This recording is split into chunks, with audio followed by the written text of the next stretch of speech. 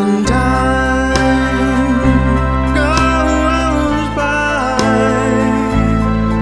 so slowly, and time can do so much. Darling, you send me, I know you send me, darling, you send me. Honest you do, honest you do, honest you do. Oh. EbSynth Go 60s, morphing and time travel. Welcome to EbSynth time travel tutorial. I'm Mark, and in this video I'll explain how I created these two scenes. Here's a quick overview. I'm a fan of the oldies and wanted to recreate short clips with myself singing two of the evergreen tunes. If you're into oldies, you probably recognize the Righteous Brothers and Sam Cooke as my inspiration. I shot the takes, exported them in HitFilm Express as PNG to a folder, selected some keyframes, uploaded them one by one to FaceApp on my phone, and used the morphing tool to first turn myself into a Bobby Hatfield-esque character and then into a morphling of me and Sam Cooke. Next part was to run the PNGs and the keyframes through EbSynth and then parse them back together in HitFilm Express. It's a simple demo but gives you an idea what is possible with EbSynth and other editing tools. Let's take a closer look at the process. The focus here is on EbSynth. It's a free beta software that you can download from absinthe.com. EbSynth works like this. First, you choose a keyframe for EbSynth to use as a source. Second, you then select all the frames you want EbSynth to transform. Third, you select a folder where the resulting PNGs go to. Then you simply hit run and let EbSynth work its magic.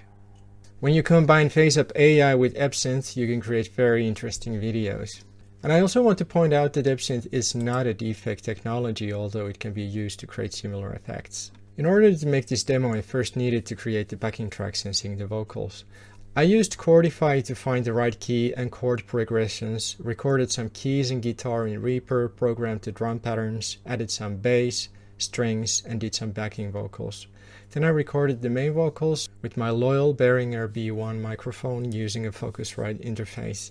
Then I rendered the tracks and added them to this HitFilm project. Once the musical part was done, it was time to shoot the video. My setup has a simple green screen, tripod, and a clip for my smartphone. Pro hacker tip: use an old HDD disk to have a light mirror for your camera that you can fix on a mic stand.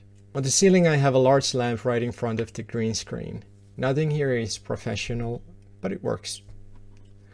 Once I was happy with my lip sync and acting, it was time to move the files to my computer, trim the length and render them as PNGs for EbSynth and name the folder as PNG.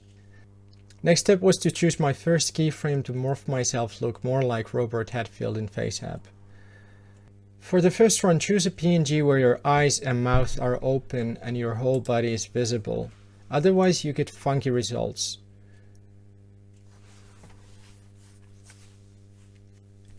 After a quick edit in Photoshop, I saved the PNG with the same name in the key folder I created.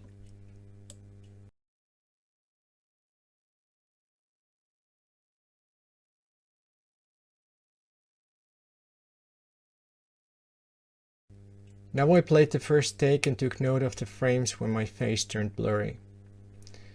Then I created a couple of more keyframes in FaceApp and ran EbSynth again. This process can take a lot of time at first, and especially if you move a lot in front of the camera, you'll need to create a keyframe for every 50 frames or so. Once that was done, I uploaded the PNG sequences in HitFilm and rendered them out again as PNGs in order to change the appearance of my clothes. Within this folder, I again selected some keyframes and went into Photoshop. Because I needed to get the same look for each of the keyframes, I came up with a simple solution. I created new layers of each of the elements I wanted to modify and simply duplicated masking layers on them to get a similar look for each keyframe. The shortcut for layer via copy is Ctrl+J. Once I was happy with the look, I ran them again in EbSynth to apply the changes to each of the frames. For this I also had to do several runs, but finally I got a satisfying result. It's far from perfect, but I kinda like the artifacts that keep the viewer guessing what's going on, and because it's 60s edition, low resolution looks good. Once I was done with the first part, I did the second in one take just to save time. Basically, I duplicated everything I did in the first part, but simply used different effects to get that sepia look. For keying the green screen in HitFilm Express, it's best idea to take your clip, create a composite shot, and use the chroma key effect, which has much more options for fine-tuning than the simple color difference effect. All in all, this project took me something like 15 hours to make.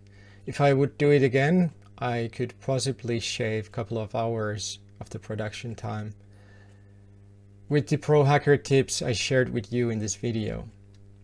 This was a fun project because I'm getting my feet wet with putting out more music and videos. I'm going to make some more of these in the future as EbSynth and other tools are only becoming better and more popular. If you enjoyed this video, please hit a like and subscribe for more. If you have any question that I didn't answer in the tutorial, please leave a comment below and I'll answer to each. Thanks for watching and have fun with EbSynth.